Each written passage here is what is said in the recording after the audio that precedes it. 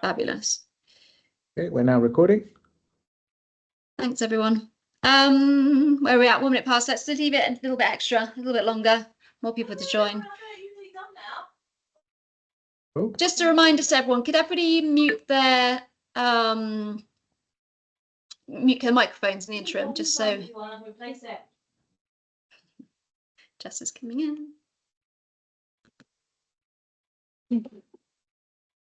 You may have to mute. Should be able to mute participants. It's cool. Yeah.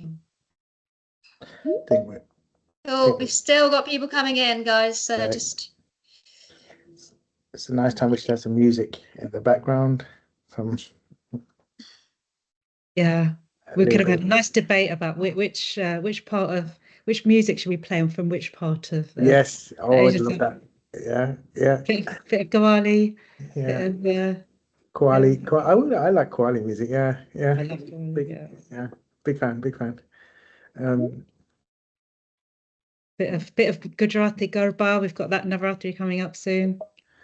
I like it all, to be honest. I mean, yeah. My son was showing me a track actually that Ed Sheeran recently released with a Punjabi singer. So and I haven't listened to all of it, but it's got a great beat. It's got the Dole. And, But you know, like in the 90s, there was a film called Dead Man Walking. I don't know if you remember it. Yeah. But my favorite band, one of them is Pearl Jam. And the lead singer, Eddie Vedder from Pearl Jam, he sang a song with Nusrat Fateh Ali Khan.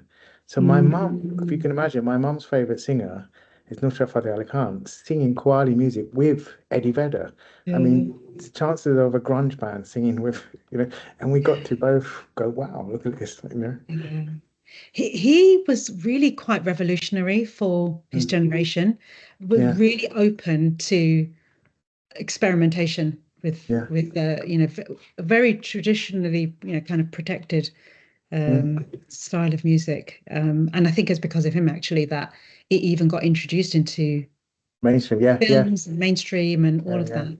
I'll send it's well, like if I can do it now, I'll send a link to it to the chat because it feels really. It's called The Long Road. It's very beautiful. But while we're waiting, I'll try and find a moment where I can stick it into the chat for people. It's a beautiful song called The Long Road by Eddie Vedder and Nusrat Fateh Ali Khan. You guys will get a sense of what Reena and I are talking about. Are you both happy to start? So it's 4 minutes past. Yes. I'm obviously sharing, so I'm sharing both screens at the moment. We do have participants still coming in, but obviously we'll try to allow that as we go. I will share my screen now. And we're starting, but I just wanted to say thank you so much for everyone joining. This is a session that's run by Calling Our Minds, and this is about neurodiversity and the Asian experience. So we're here with our good friend Reena Anand. So Reena, thank you so much for joining us. And today we're looking to explore cultural identity, inclusion, and the power of reframing difference as a strength. Okay, so I'm just going to start the slideshow. Can everyone see my screen? Yes. Everyone see it? And Atif, just behind the scenes while I'm getting going, can you allow people to come in? Yeah, sure. Awesome. Thank you so much, just so we can double take. So a couple of housekeeping rules for the webinar. So the session is recorded. Okay, so if you don't want to be on screen, do turn your camera off. In regards to microphones and cameras, if you want your kind of camera on, please do. It's optional, but if you can keep your microphone muted whilst you're not speaking or asking a question, that'd be fabulous. We do have a chat and Q&A section, so chat is very much for comments, sharing, please do in the session. But at the end, we're going to have 15 minutes for a Q&A, so please do put your questions in the Q&A section. Accessibility-wise, we do have live captions, so if you go into Teams, there's a More section, you can turn those on yourself. Respect and inclusion, so this is a space, it's a safe space for everyone, so please do share, but obviously please do not share anything offensive. And any technical support, if you could reach out to the team. So you've got Atif, Reena, Giedra and myself. So any issues, just let us know. Okay. So we are Calling All Minds. So my name is Georgie. I am head of strategic relationships in the business. I've personally been in the neuroinclusion space for the last 7 years. I'm an ADHD and dyslexic individual, so come with my own lived experience. And I've very recently joined Atif on this journey. So Atif and the Calling All Minds team have 25 years of removing barriers and driving participation. Okay, we focus on the biosocial model of disability, but we do recognise obviously labels are important, but our focus is this area and framework. What we do, we support education in the workplace. So we do one-to-one support, so workplace needs assessments, mentoring, coaching, assistive technology training. We do awareness and embedding, so that's human-led training, webinars and e-learning solutions. We offer consultancy, whether it's inclusive strategy, design, audits, or policy development. And we've actually got a new piece, which is the Access Passport. Version 1 was released last year, but actually we've got version 2 coming very soon.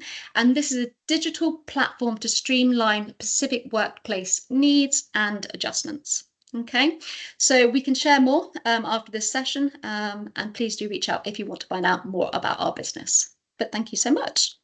So what I'm going to do, you're not here to see me, you're here to see Atif and Reena. So I'm going to hand over to the speakers and I'm going to let you guys introduce yourselves and then introduce the session for today. Okay. Atif, I'll hand over to you. Great. Thank you, Georgie, and thank you everyone for joining us today. I'm really stoked to have this conversation. I feel like I know some of you folks in the chat, but for some of you I don't know. I'm just going to introduce myself and invite you to reach out to me. So I am Atif Choudhury. I am, I guess a global leader in the work that I do in terms of neurodiversity and training. Everything that we do here at Calling All Minds is always worked through on supporting people through decolonized lenses. We can talk more about what that means, but it's about healthy participation. And how do we recognize that not everyone gets to share their stories, even if there's a desperate need to have a label? And so I get to do this work at the United Nations level and have been able to do this over the last 10 years, as well as being an advisor to the World Health Organization. It's a real joy in my life to do this work. And I guess it's a conversation I want to have with so many people. And as we come to the end of this session, we'll show you how more of you can be invited to take part in this work. But the work really is about making sure that we're calling all minds, that it is not just about who has a diagnosis, but rather sometimes it's about those who are afraid to have one. So that's me and then, and I said that we will invite you all to ask more questions and get to know us more. I'm now going to introduce Reena. Thank you. You know, so for those of you who have been following me for a while, I specialise in neurodiversity, but with a particular focus on intersectionality and how our cultural backgrounds, race and ethnicity impacts our experience of neurodiversity in society. And I'd been following Atif for some time, and I still remember very nervously, and I thought about it probably for a good hour, and then I went up to him nervously at the end of an event. I don't know if you remember this. I remember it really well. Yeah, I came up and I was like, I just wanted to say I thought your talk was really good. And you were so lovely and so generous and welcoming, because I had built you up to being this, you know, well, you are an incredible individual doing this work at such an international scale. But you're like a brother. You received me like a brother, and so, yeah, it's a privilege to be here today. And I love that we're having this conversation. So I, as I mentioned, you know, specialize in neurodiversity through an intersectional lens. And what that means is really working with organizations to ensure that neurodiversity inclusion initiatives don't leave people behind. And, you know, also I do a lot of work with families and with parents, and coaching work in particular for parent groups, to really help navigate this landscape of being from a different culture, being in British society and having a child that is different, and how we do that in a way where we don't feel we have to leave our culture, heritage, faith and anything like that behind. So yeah, it's great to be here. Thank you so much. I'm just going to go on to the heart of the conversation, Atif, and I'm going to stop sharing for a little bit after this. One thing I just want to check, has everyone been let into the room now? Is there anyone waiting in the lobby? We have no one's in the lobby as far as I can see. We have 25 people in the room. Fabulous. And yeah. Great. Atif, well, I'll let you take it away and share more about the session today. And then I will take this screen down and let you just have a conversation. Brilliant. Thank you, Georgie. So I have put into the chat as well the podcast roadmap, and we want to keep it really agile because it's about human-centered conversations to address human-centered needs, you know? And so we're going to keep it agile. And also there's real joy, as Reena really said beautifully, I think, about who we are as people and how we need to go flow. But I have put in there a bit of a roadmap, right, about parenting and back to school, silence at home, nationalism and belonging, and education and pressure, and workplace and double jeopardy and hope. This is a lot to get into in an hour, and it's probably quite realistic that we won't get into all of it. But that's the space that I want to create in this podcast and future podcasts as we do this. We'll be doing more podcasts like this on the Asian experience and Southeast Asian experiences, but also in the context of realities. You know, we are running a course which will shortly be launching about neurodiversity and race and realities, and we really want people to be joining that and asking courageous conversations and questions like, why are you bringing race into this? Why does it matter? And it does matter, but it's not immediate to a lot of folks. And so as we go through this, so I'm going to talk a little bit less because I really want to get excited about what Reena's work is, and Reena's work is amazing. And I just really was, and Reena, I remember meeting you in Birmingham really like it was yesterday. I know it was a few years ago, but I remember it. Okay, so I'm just going to start. People are still coming in. I'll try and keep conscious of letting them in as I talk. I will stop sharing for the moment, and I'll let them in. I'll let you guys take over. Super. That's okay. Just to add, for anyone who has questions, please use the Q&A function, and then any comments or if anything comes up for you that you want to share, or if it resonates, you know, by all means, please add your comments into the chat. But for questions, please do add them into the Q&A because we will keep some time at the end to go through them. Yeah. Okay. So, and I suppose I'm thinking about the week that we've had. It's been a profound couple of weeks, and I will sort of have the courage in this conversation to think about what that means for us as people of colour and also people of solidarity, people of allyship who've watched these last couple of weeks. And we're going to explore, what does Atif mean by that? Why is he raising that with Reena? So there's things that start with me, and I'm just going to put it into a kind of question. I'll do this as I go along in the chat so you can see it. But yeah, my daughter's 11 years old. She started secondary school for the first time today. I will give a little bit of warning. Some of these conversations will be strong, yeah? And so I will, I guess, I don't know if trigger warning is the right word, but there will be sincerity. And I think psychological safety isn't about making everything safe, but rather it's about understanding what safety needs in places of discomfort. And I suppose if I think about it with the recent week and the flags and all these things, we are watching a place of discomfort. And I don't think that flags are themselves harmful, but the intent to use them as a tool to make harm is harmful. So I'm conscious of that and how that's made me feel, and I've written about it. And I'm also conscious of that it's happening at the same week that our children are going back to school. And this really sort of fills me a little bit with thinking about my daughter and what does she see as she goes to school. I think about the things that I saw when I was a child, desperate to just fit in and willing to do anything I could, not realizing ultimately, to a certain degree, I wouldn't. So this is not going to be unusual for some of you listening. The things that we will go to try and assimilate because we have to. And sometimes the images and the symbols that are telling us we're just supposed to. And then we have the realization that our children shouldn't have to do that. What happened in the 70s and 60s, I'm showing my age here, and the 80s, I didn't expect for my daughter to see, but she is. So I am holding that space with love, and I'm going to ask Reena, you know, this week for you as a parent, as a campaigner, as just an awesome mother, how is this week for you?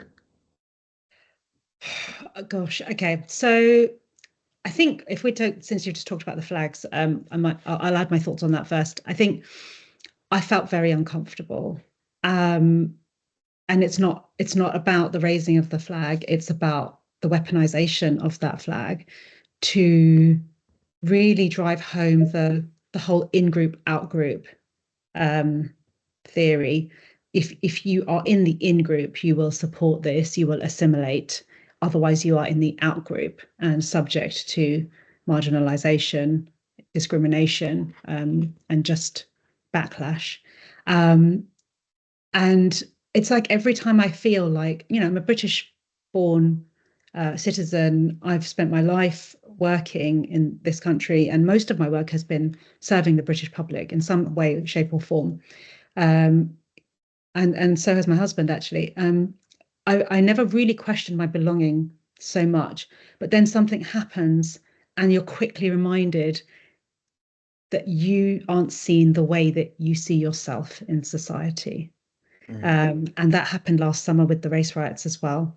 I was absolutely terrified when I got a message from my son's school that said, there's going to be a protest, come and get your children immediately. I can't even describe how sick to the stomach I felt and how scared I was. And also, where would I go? Like, this is my country. Who do I turn to? But I think I guess what I worry about is both of my, so I'm, yes, I'm neurodivergent as well, but my children are both neurodivergent, and almost part of the beauty of their neurodivergence is that the subtle stuff is lost on them. Like, someone puts up a flag, it means someone's put up a flag. That's all it means. There's no interpretation of that. And so they walk through life thinking everyone's the same. And so I had to sit down with my oldest and really explain racism and how it shows up and why he might feel marginalized because he's the only brown child in the entire drama school that he goes to that does some of the classes he does, and he had never even noticed it. And so it's just really interesting, but yeah, definitely I think fear was the predominant thing there. And then I suppose with regards to the return to school, I mean, I think when you're the parent of a neurodivergent child or children, we're just like, there's a baseline level of constant anxiety and hypervigilance, and that just increases with different events, and transition to school is just one of those things that just heightens that anxiety further. But there isn't a non-hypervigilance, non-anxious period, I think, when you have neurodivergent children. So yeah, we've had a bit of that too. And these words finally, I won't read them all. I think someone's unmuted. Someone can mute. I don't know who needs to mute them. Georgie, maybe you could mute them. Yeah, I will.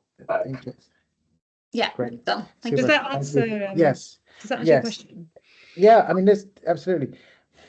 The hypervigilance is probably what I might just explore now with you in that context.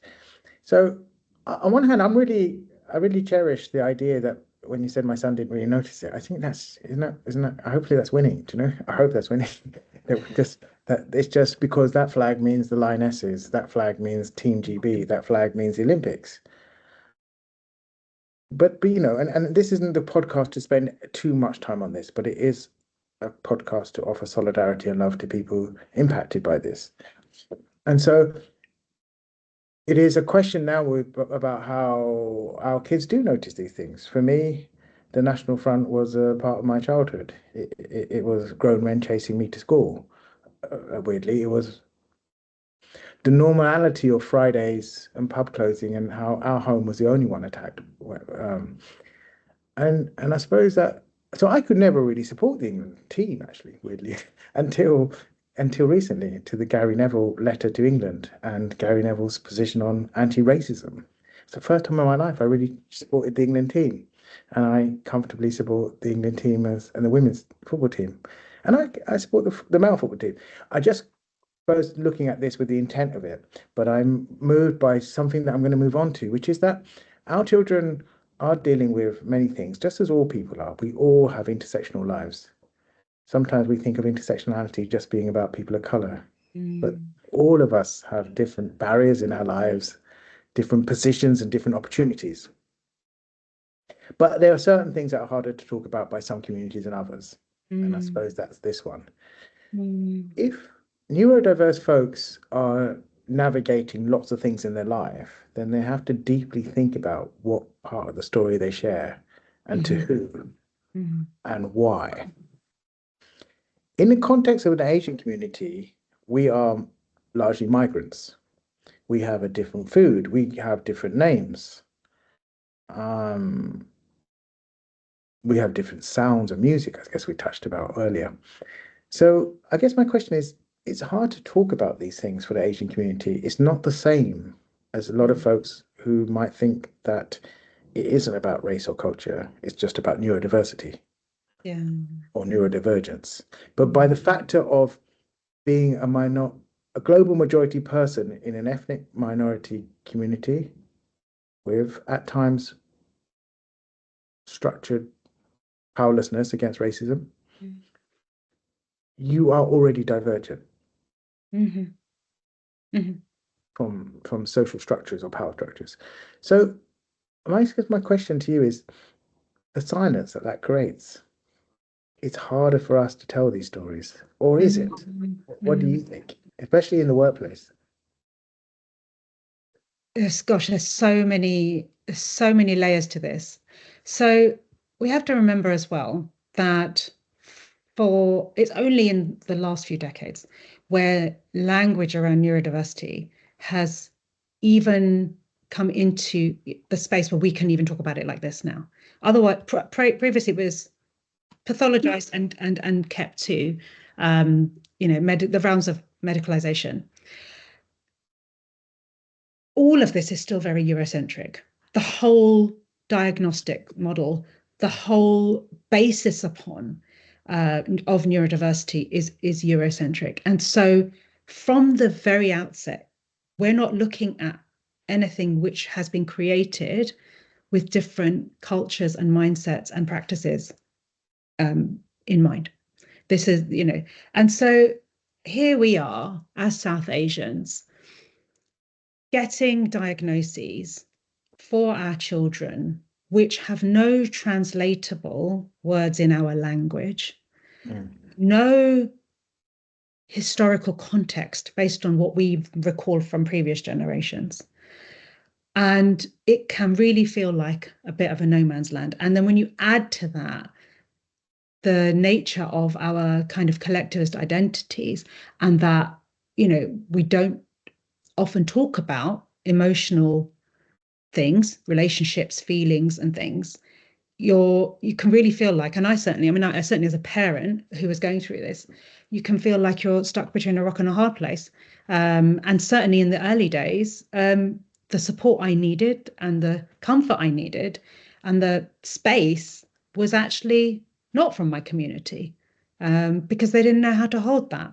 And I don't judge them for that. This is deep. This is not only, there's a really kind of prolonged trope out there around people from the global majority just being unwilling and resistant and, just not engaging with all of this. And I have yet to meet a parent who's not all in for their child, irrespective of their neurodivergent identity.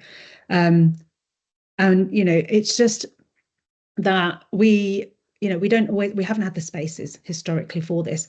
And it isn't just about this generation, that we're talking about way, way, way back, for centuries, from colonization to slavery and so many other forms of oppression. People from our communities have had to assimilate. They've had to, mask difference, whatever that difference is. You can't mask your skin color, but you can definitely mask the way you speak, how you eat, everything else. And so all of this can really feel like a threat.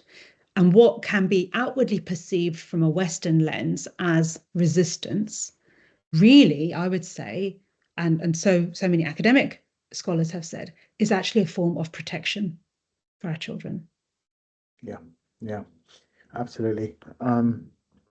I promised folks we'd get deep into this, so I'm not going to hide that. I don't even know if I answered your question. I just I think no, it's absolutely went somewhere look, else. I mean, and this is the joy of this work, isn't it? Yeah. Eurocentrism isn't just about Europe, because that's America, it's Canada, it's New Zealand, it's Australia. But what it is actually the ideals of a global power structure that has left its imprint upon the world. And it's reshaped the world as a result of that imprint. What that does isn't just perhaps reinforce unwittingly in the context of neurodiversity, but, and I want to make that clear that I don't think it's intended, but it certainly reinforces structural racism. And so we don't see, and this is why I make it a personal moment to do this kind of work, because I didn't grow up with a conversation around a brown person talking about dyslexia or ADHD. I didn't grow up with the idea that Muhammad Ali, which is probably one of the most verbose human beings on the planet at the time, up against so many things that were preventing him from participating, including being forced to go to jail just because he wouldn't fight in Vietnam. I didn't know that he was dyslexic. I would have loved to have known that. I grew up occasionally when I was a teenager seeing pictures of Richard Branson, and I'd think, well, what does he have in common with me? I'm glad that he's out there, and I'm glad he's telling a story. And I suppose I'm entrepreneurial in my own way. But even if I scored exactly the same as Richard Branson on a dyslexia assessment, the only thing I have in common with Richard Branson is a beard. It's nothing else. And I will look for people that would tell these stories but look like me. Yeah. And then we realize we have to be those stories. Yeah. We kill shame when we find a safe place to tell a story. And we do it for ourselves, perhaps, and each other. But here's my question back. I really believe that the nature of being a migrant and structural barriers in your life means that you are hardwired to share less. Yes. That if you have to do more in any situation, be it workplace or college or school, then you're hardwired to share less in order to survive it. Yeah. Do you think that's still true today? I think so. And actually, it's not even so much what I think, it's what the data shows. We know that neurodivergent people who are from the global majority have a higher intention to leave rate of their workplaces.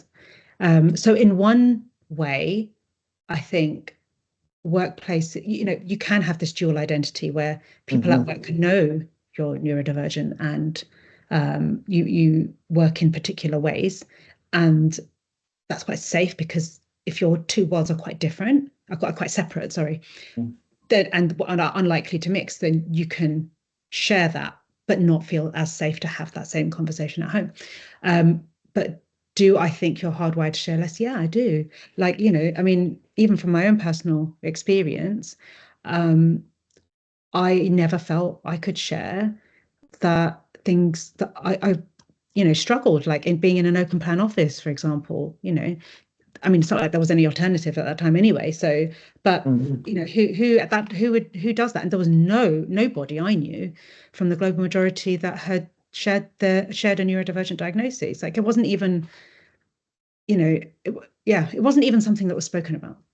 So if you don't see that role modeling, if you don't see people having conversations like this, you just don't feel like you can. So I do think people are hardwired to share less. Yeah.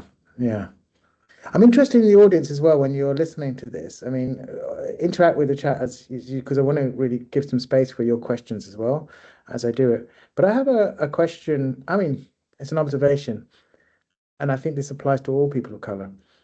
There's some point when usually I think when you're choosing your GCSEs, actually your options, that I remember consciously, and I don't think I'm alone in that, when my parents sat me down and my mother said, 4 words to me, which was really clear, which was, choosing options, I think, but said, you must do more. Just 4 words. I didn't have to ask her why I must do more. It wasn't about laziness. I was already conscious about the tide in which we're fighting against. And so here's a provocation, I guess, for the audience and for the world, I suppose. But to a certain context, to be human is to be educated. Our ancestors there wasn't a cultural curiosity about when colonists went to different parts of the world to learn their language. The English language is the most spoken language in the world because it was literally taught down the barrel of a gun to trade or die. And it's how this language was taught. So it wasn't a question of our ancestors watching empires assimilate to them. It was rather them assimilating to the empires that visited them. And so if they were powerless to stand pride in their own languages and identities and cultures, even in their own nations, then of course, to be here, they have to assimilate as well. So there is a cliche, but I'm going to tease it out of us, that I get why a generation of families said, you need to be a doctor, an engineer, such and such, you need to be a lawyer, I get that, because that changes socioeconomic status and it creates choices. When they themselves have arrived in a country doing often manual labor or factory work or such and such, and those parents gave so much, so they don't really love the idea of saying, hey, love my son, he's autistic, hey, love my daughter, she's really great, there's some ADHD. Why would they possibly want to do that? And so the challenge is to ask two questions of the audience here.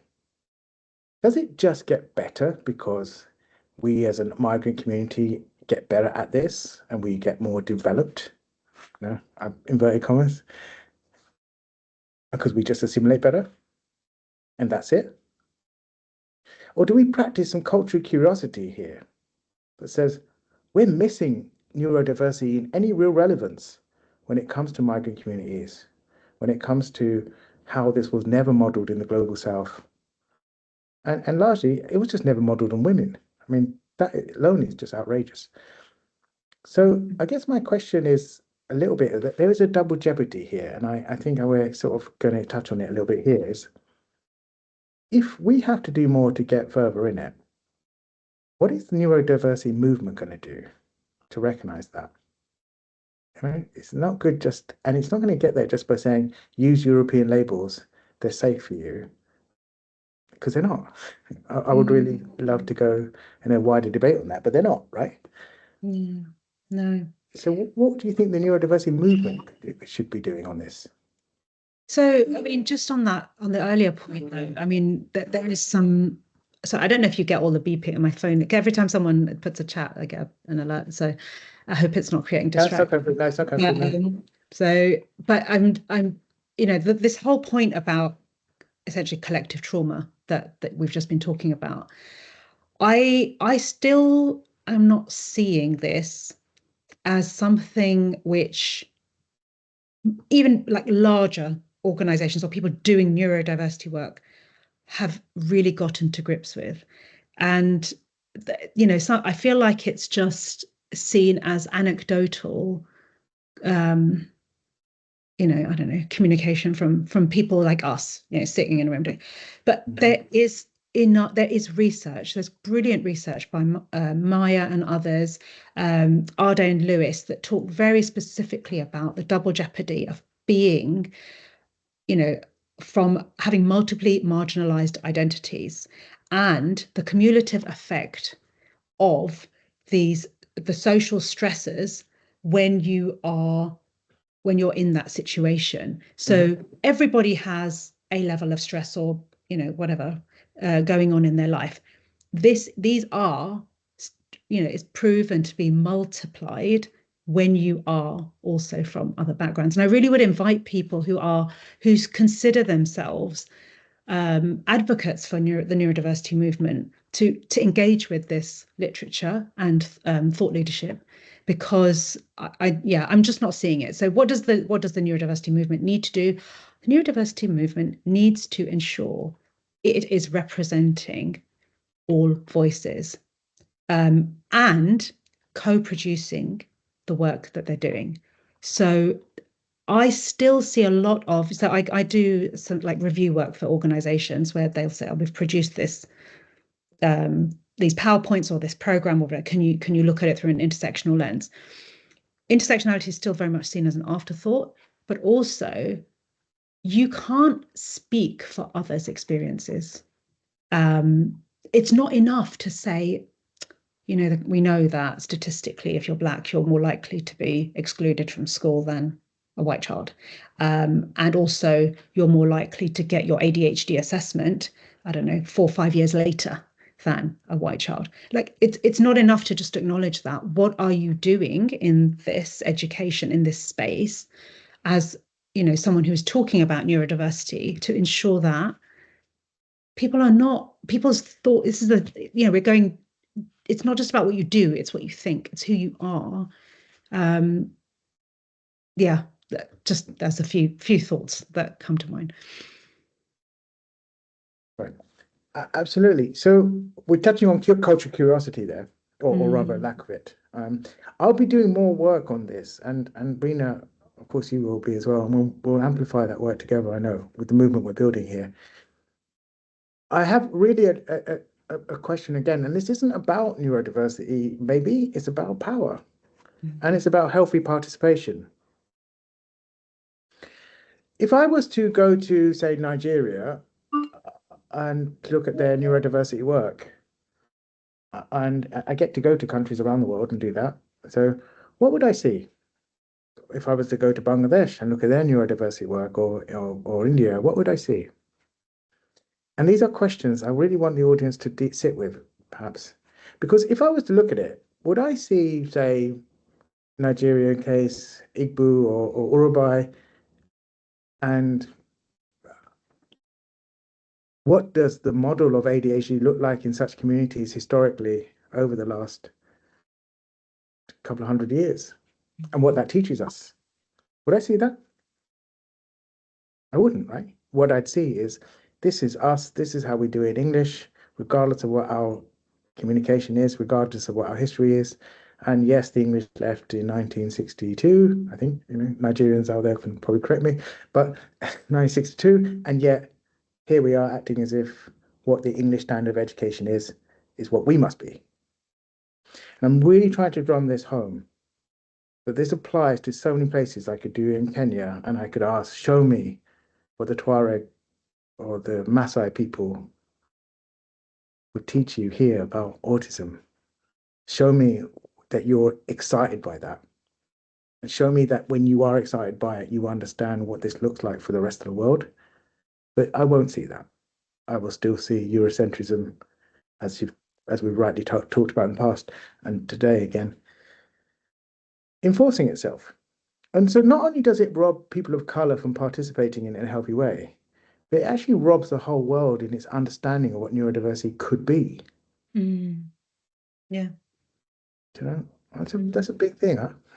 So I guess, and I'm going to ask you a question as well, and I'm coming towards the end of this. I'm going to ask a last question, but look, I think for all of you listening, and it's why I enjoy Reena's conversations, because we live this. And do you know what psychological safety really is? It's what you don't have to say, rather than what you do.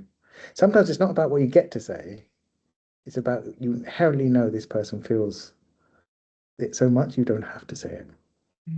I hope you will take something from that. So I'm going to question is that I don't think that when we look at intersectionality, I often, and I enjoy doing it, I get asked to speak about it all the time, but I have a question around it, which is it meaningful anymore?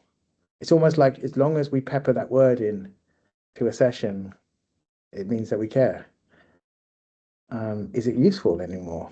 Of course, the intent behind it, as Kimberly Cranshaw wrote about it back in 1988, is pure. But does it help us when we've got this still minoritized language that's just dropped into a session? And it may be that's the work to do.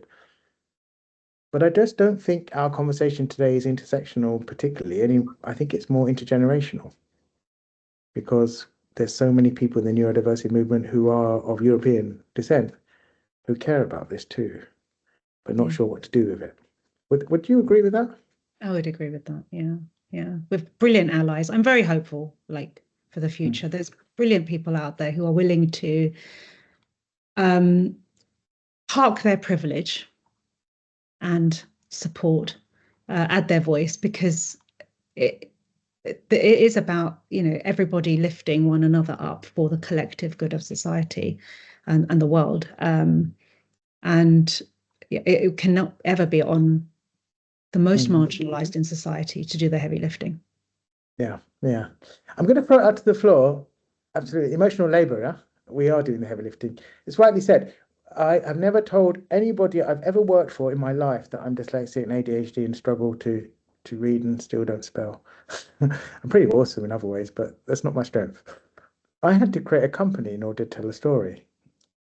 And so when we talk about this work, and those of you joining us and maybe thinking, wow, I never really thought about diagnosis other than just a good thing. And to an extent, it is liberating, of course. You all have, many of you, deeply liberating stories about your diagnosis. But try to recognize those who are afraid to ever wear them. What happens to them? Try to recognize what Reena's touched on in terms of the timelines of when someone gets a diagnosis. Who do they get to meet in their life that experiences it? The school to prison pipeline is made up of working class white boys and migrant boys. It is profoundly about class. Migration is about class and choices. Those who can get a diagnosis early in their life, even if it's been tough, I'm hopeful it's because they met love, and they met usually a mum who's really fighting for them, as Reena does for her kids. But that's not given to many people who grew up in social care, and I started my life in social care. And it's not given to many communities that are not part of these neurodiverse conversations, but they are in these neurodiverse realities. Mm. So we need a better model that isn't just based on European pathology. And we need a model that can address barriers. That's really why the Access Passport was created, and we will invite you all to sort of play with that. But I want to throw out questions, all of you now. Are there any questions that have come up in the chat that I might explore? Has anyone got a burning question that they want to say off mute? I would gladly invite that before I ask my last question to Reena and to Georgina.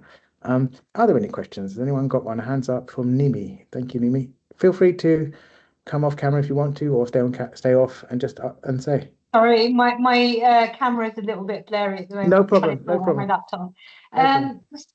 Thanks. So I think one of the things that I've struggled with is I'm a dyslexic accountant, which is an anomaly. I follow the South Asian teaching, but I'm in a creative sector. So I always jokingly call myself a creative accountant, but not in, creative in inverted commas accountant. Rather than the creative accountant. But I think the thing for me I've struggled with is sometimes I struggle with communication. And, when you get to a certain senior leadership level, they just don't understand it. So I think when you've been the only person of colour with neurodiversity in the room, when you've sort of asked for reasonable adjustments, or also when you're holding people to account, because I've had this conversation with the recruiter who said, my 2 kids are neurodivergent, but I'm like, I don't know what events I can attend for this new group you've done. I don't know, what's going on. And she even came back to me and was like, oh, you're overwhelming and needy by asking these questions. And it's just felt like a lifetime of kind of sort of going, how do you advocate for yourself? And I don't know if anyone else has struggled with this, to say how you've advocated for yourself without seeming demanding. Nimi, I want to just say thank you for saying that and sharing that and being an awesome accountant. Sorry, I'm also trying to put my hand down. Ignore my hand up. Okay, I just can't put it down now. Fine. I'm going to ask that to Reena, actually. I mean, just because, Reena, please, would you? And I'll tap in after. Yeah. I mean, I'll start, and then by all means, firstly, thank you so much, Nimi. I think you've articulated something that many people of colour experience. There's this kind of feeling of once you're in, you can't do anything to jeopardize that. Like the ground could fall. The ground is still fragile. Like it doesn't take a lot for you to then either be exited or whatever. And so I feel like there's this hyper awareness. And I remember, being one of less than a handful of ombudsmen of colour for many, many years, and feeling this in that way, that don't do anything to rock the boat.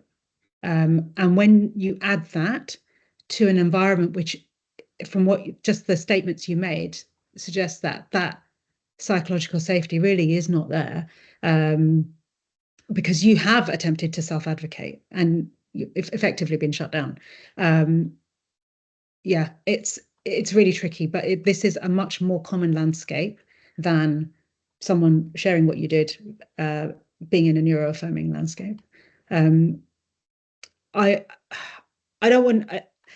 The environment matters is basically essentially what I would say. You can self-advocate, but actually that self-advocacy, if I'm honest, can come to your detriment if the environment is not there and engineered to protect you. Yeah.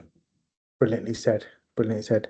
Absolutely. So it's about the psychological curiosity that an environment workplace wants to say, look, we're excited about the diversity of thought. We don't have to necessarily give it names, but we're excited about people participating here. And what they choose to do in searching for universal design learning or thinking, what they choose to do, in, as Reena's just touched on informing their own practice through this curiosity and inclusion, is fundamentally far more important than cliches around culture eats strategy for breakfast and all these things. It's actually real when people can feel it. It's not real when people just say it once a month or a calendar day. So, but it's also recognizing, and it really speaks to the heart of this conversation, Nimi, is it's just harder for people of certain communities to tell these stories. It's structurally and socially and culturally harder. And there are some cases where a person can come out in the workplace. Actually, I'm probably an example. I'm really great with neurodiversity, but there was a time when I wasn't. And I remember managing to get my own diagnosis when I was at university doing my master's. I left school at 16, but I managed to do higher education in the evenings. But when I got my master's, it was only then at the age of 28 that I got a diagnosis for dyslexia. But it took probably another 5 years before I spoke to my parents about it. And so it's not that unusual for some people to be out at university or out, if you excuse the term, in the workplace, but not being able to tell their own homes or their loved ones or their own community. I think this is very distinct to a certain group of people, and I think this is people of colour that really will struggle with this more. I'm just going to really quickly add one more thing very quickly, but I think because also what's happened is, you know, there are times when people are fasting and have other sort of religious things as well. And when you've kind of got sort of timetable demands and you're working for it and sort of saying, I've got these other, and that's where intersectionality does come in, because they don't realise the fasting and the impact that will have. So I think those are just one last thing that I'd add. Yeah, sure. Brilliant. Yeah. Brilliant. Well, we need to get to a place where we address barriers. Yeah. But absolutely right. I'm going to hand over to a question from Mark. I'm conscious of time, so I'll try and do this quickly. Mark and then Nisa. Mark, would you? Yeah, thanks. So I head up I'm one of the co-leads of Neurodiversity and Disability CRG at our place. And I am a white guy. I've lived in Britain all my life. You know, I've had, because of I was going to school in the 90s, so there were maybe 2 or 3 brown kids or not white kids in my entire school. So I never had any sort of real opportunity at experiencing other cultures in Britain. So what's a good way for me to spot blind spots in that when I'm working on stuff for my CRG and making sure I'm not unintentionally creating barriers or making it look like it's not welcoming to the non-white people who may be looking for help from us? Brilliant. Wonderful question, Mark. 2 things. One is you're doing it now. Just being here, you're doing it. This, you know, if LGBTQ, you know, podcasts are only made up of LGBTQ plus people, then we missed an opportunity to show care and learning. And this is a podcast about South Asian experience and neurodiversity, and yet, Mark, here you are. You know, so you're doing it now. We reach out to folks like me, like Reena and others, because we provide this support around making this about participation and healthy participation. People of color, especially, as I said, and you'll notice it yourself, even if you're in a predominantly Asian area, an ERG or neurodiversity will have Asians looking at the sidelines. They will not put their feet all the way in until they can see something that feels familiar and safe.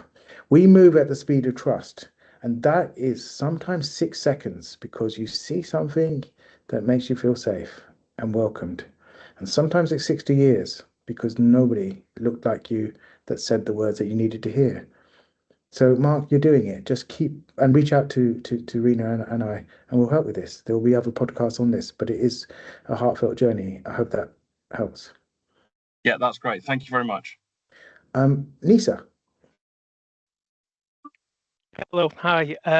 Thank you so very much. I resonate so much on all of these points. I just really want to really sort of just share, and I think Nimi and I think you as well, Atif, said the same sort of thing, which is that there's an intersectionality between culture, religion, integration, assimilation, and neurodiversity that I think as a community we really need to get a grip on, because from my own experiences, you know, not just living in the UK, being born and bred here, I'm a Gen X as well. So I enjoyed, you know, being chased to school by skinheads. I love that. But seeing it in, for example, I went to Pakistan earlier this year, and seeing it within my own family members and seeing the struggles that they had trying to understand what neurodiversity means in a way that they understand it, you know, trying to say I'm not Bargle, I'm you know, I'm autistic. I'm not Bargle, I've got ADHD. You know, I'm not anything less, I'm something different and something more. And I just really wanted to sort of like just share an example as well more recently. So I attend a local support group in Huddersfield where I'm from, and a lady quite desperate got in touch with the committee members. She's from a South Asian background, she's Pakistani, from a joint family of 17 to 18 members in one household, and she was struggling with language as a barrier, but also struggling to get the care for her child. She didn't know where to turn or how to turn. She was unable to get to a GP to even talk about, you know, the potential of a child being neurodivergent or such, because of all the language barriers, the societal barriers, the cultural barriers. And just like you said, Atif, it's like when people from the sidelines, they see something they can resonate with and dip their toe in, then they're more likely, I think, to engage. And it took, because I don't speak Punjabi or Urdu very well at all, I speak it very badly. It took my own wife conversating with this person to give them the trust to understand the basically, they're not alone, they're doing an amazing job, but also just to sort of point them in the direction. So I think, as I say, you know, you have to meet it at this point of where there is this barrier. You know, as much as everyone wants to think, you know, God will solve everything, that's great, but we need to be a bit more pragmatic, I think. And until we get over those cultural and religious boundaries as such, I don't think we're ever going to shape people's understanding. Well, sorry, that may not be a question, just maybe more a remark. Sorry. No, it's okay. It's okay. Listen, it's heartfelt and I feel it. In truth, look, until we role model ourselves in it, we're not going to get to. Pagul, as you rightly said, is the sense of madness that we are.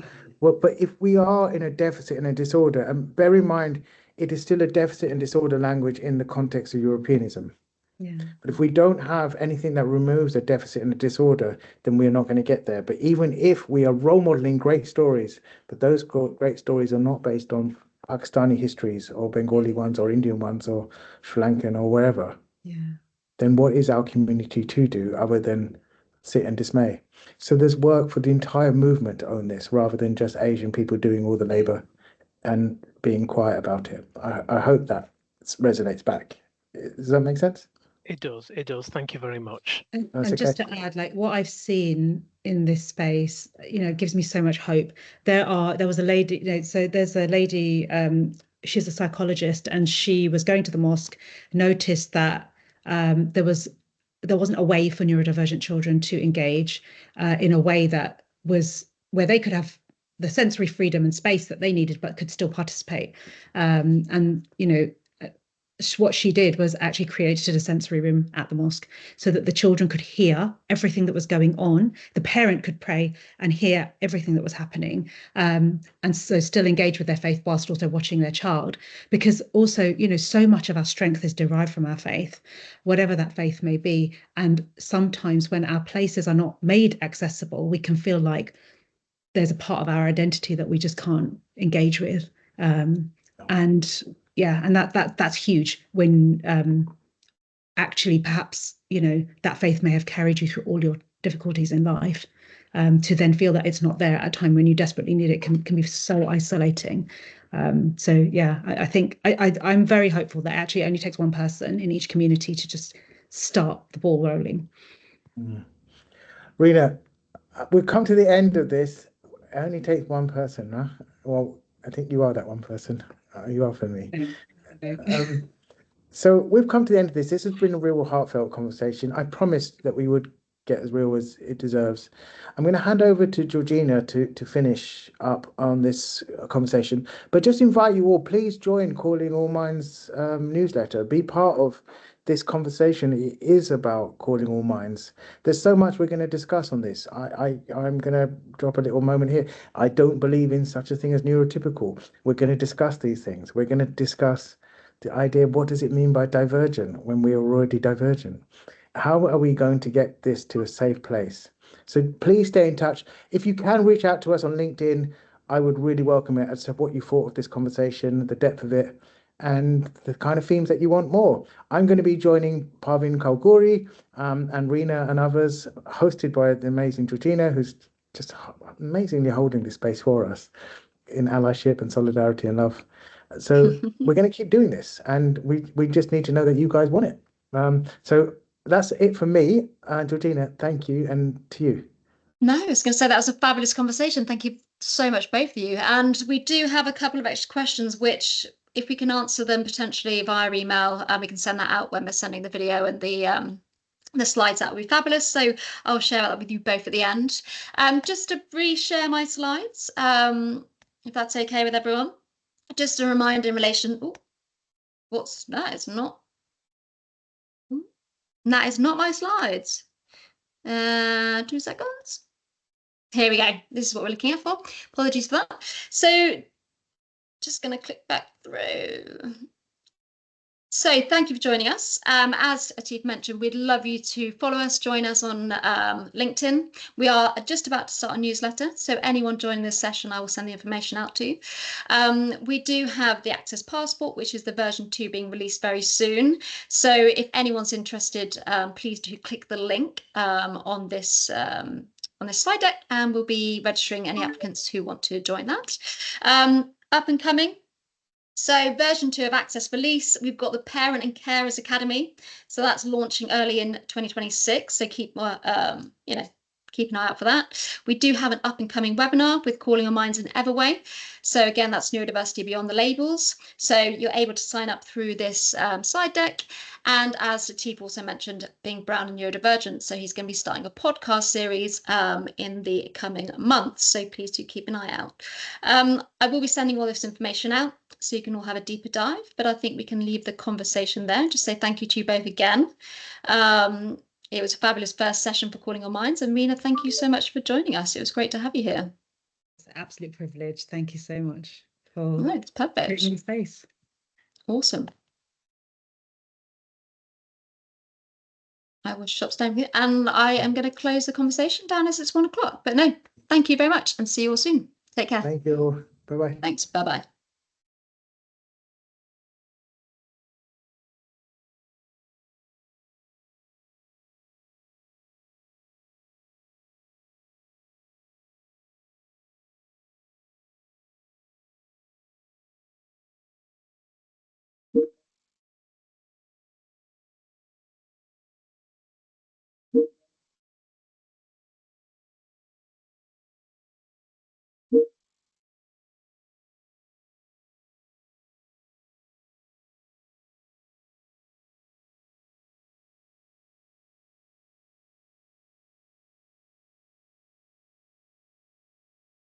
Just reading the chat.